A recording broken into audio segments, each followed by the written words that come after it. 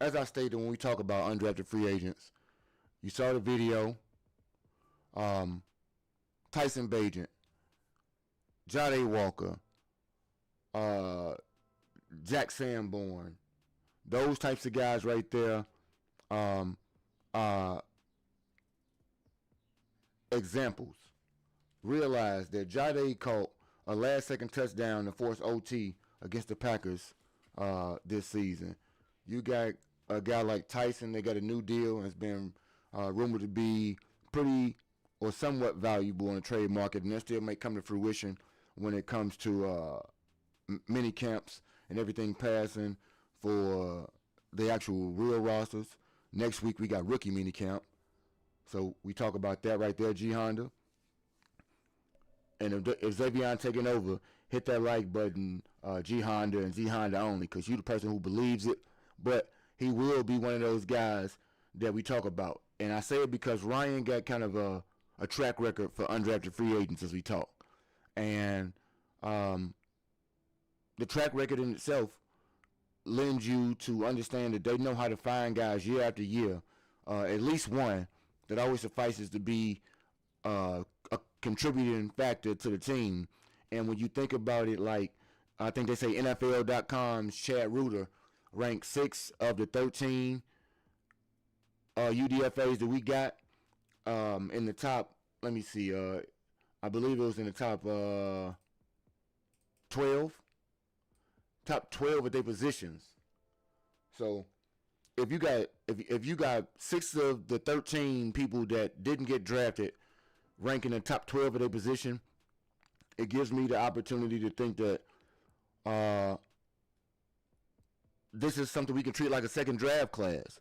And I say that because when you think about 6 of those guys having the possibility to make an impact, and we just made the playoffs, roster depth is something that's important because injury happens day after day.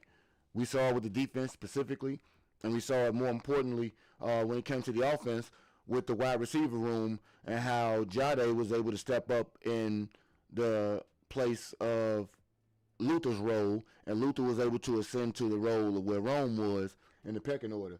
And I think things like that kind of give you just a clear indication of what value an undrafted free agent could bring to the team. And so, like, if you could, based on the UDFAs that we have picked up, offensive line, defense, quarterback, which position do you say we've done the best in or did the best in this year? Because if you don't know anything about any of the undrafted free agents and the camp invites, we got a small slideshow, if you will, to give you a visual to go along with the player. We will get to go over some of the potential highlights, and by highlight I mean not an actual play, but some of the intangibles that go along with talking about the team. And I think that those intangibles are things along with the camp invites, because we got a couple of those, and one in particular I think that everybody knows about, but I think I want to make the highlight of the stream when we talk about the camp invites, because his lineage would lend itself to kind of command that respect. So we got a tease of what I think could possibly be the best camp invite to make an impact on the team. But meantime, in between time, like I said, hit that like button, hit the subscribe button if you're new here. We got 4 memberships so that you can go here and get things going on the special delivery side of the content and other amenities. You can always send in super chats. Those get to be read aloud. And now, granted, we just worked through a few volume problems. So in fixing those, I think I just crushed my being able to read chats live. As far as posting them, I will be able to see those, and we will have a instant reaction to them. So that part won't be missed upon us, but it is something that I have to let you know ahead of time that we got sound drops to acknowledge when I see it. So trust and believe we gonna get right into Xavier. Y'all, Vandenberg, Xavier. We talking about all of the people who got drafted. I dig it, but this is why. My apologies, people. Give me a moment.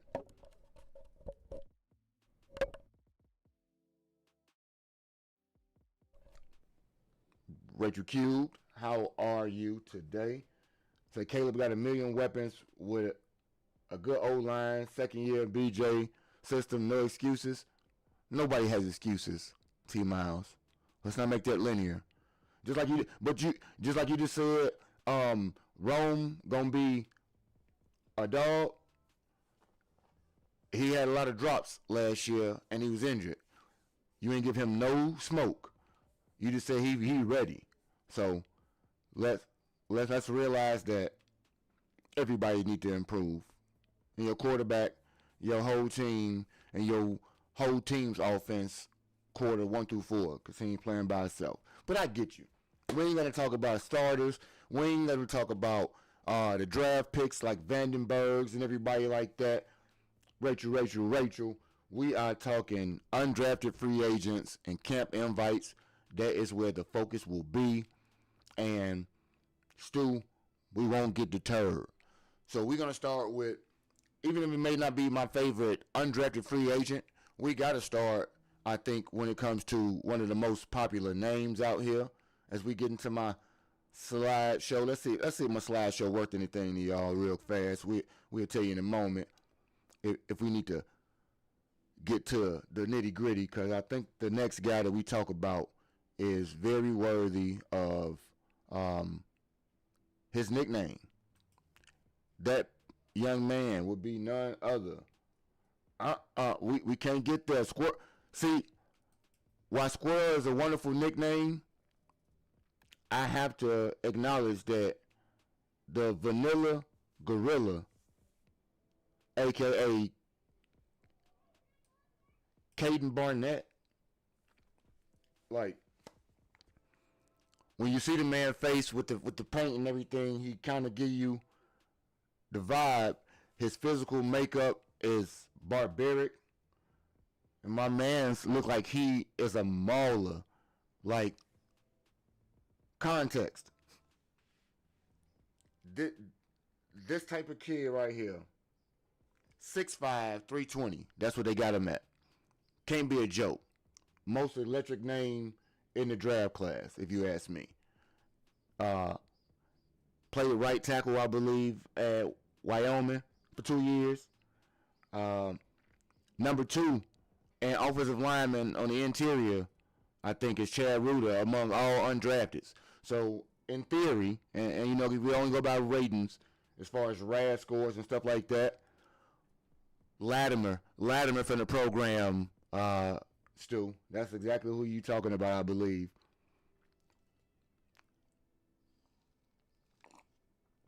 The program, Omar Epps. Tell me about that one right there. He's a 3-year starter at Wyoming, but he played right tackle for 2 years before he kicked inside the guard. So I misquoted right there. But I think he obviously could be massive in the run game. If you're a pulling guard, to be able to have that type of physical mass, be able to move. And I think I got a highlight of this guy. Matter of fact, let me see if we got a highlight we can pull up real fast that's going to give you a bit of a understanding about why I like him. So let me see. Do we got it?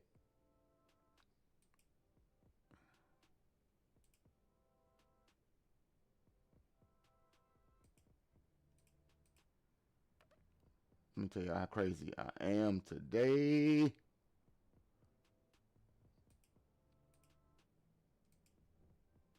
I believe we got a little bit of Caden out here. Let me see. Do we got a little bit of Mauler? And if we don't got no highlights on him, that means I'm a bum. And I just proved I got a couple of highlights on a few people. but he is not one. So let me get back to what I was talking about while I'm being a loser. Like I say, 6'5", 320. I think that he is probably one of the most likely guys to make the 53-man roster. I say that because we cannot identify specifically what guys we have on the interior of the line. Like, if anybody knows right now, let me know exactly who it is that we have penciled in as starters when we talk about people that's going to be, depth pieces, backups to Tony and Jonah. Besides Newman, name the other guy that we already pitched in there and threw into the line. Because I don't know a lot of people that like Karan Amagaji. I don't know that many people are into I really can't even tell you any other interior guys we got unless you want to take guys who've been swinging like a Benedette or what have you and kick them out. Yeah, McFadden and Newman. So we got two guys that have an opportunity, and appreciate you, Ken. Welcome in. That is the expanse of your guard play as we know it right now. So if you think about it, you want to definitely be able to think that he got an opportunity. One, because he has positional versatility. I told you he played right tackle 2 years before he even played guard. At that point, I think it gives him what Ben Johnson and the team seems to covet, which is positional flexibility of some sort. And I think that in itself gives him the opportunity to probably man every position on the line except for center, I would assume. And so if you have the physical traits, and we talk about physical traits because they spoke highly of the undrafted free agents and their relative athletic scores, the Ross scores as they call them. But so they are we have the most athletic draft class in terms of measurables. And now it is spoken that we got the most athletic or the highest relative athletic score when it comes to the undrafted free agent class. So the Bears have clearly, I guess, identified that they want to have athletes. I will not have concern at the moment that these athletes are not football players to start before just being superb athletes. So my thought process there is that we are going to be able to have exactly what we need to do exactly what Herm Edwards would say. And I think Rachel, I think you the one who told me about it over here. So we want to make sure that we are able to do exactly what the Bears want to do out here and what Herm Edwards wanted to do. And this is what everybody wanted him to do out there for you, Rach. You play to win the game. You don't play to just play it. You don't play to just play it. So I'm hoping, my hope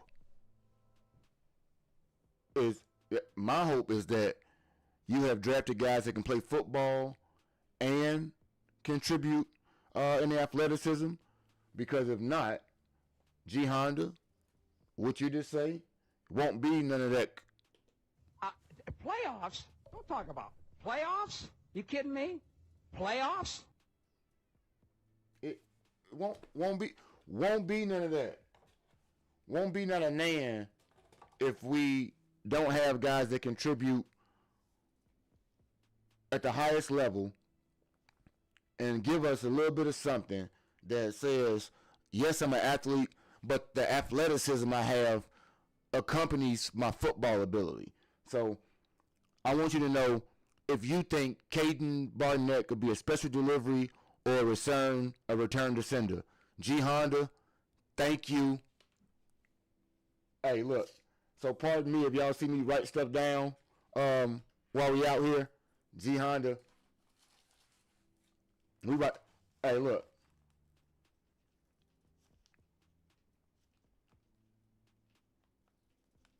Stu, I see you. Hey, We about to have the drops that people want out here. That's the whole goal, is to have what the people want. Okay, so we got one for a special delivery. Ken gave me a starter thought. Can we agree? Nope. You put it in the mailbox, man. You put it in my mailbox. It's my mail at that point, right? Right, Gianna? You put it in my mailbox, so it's mine.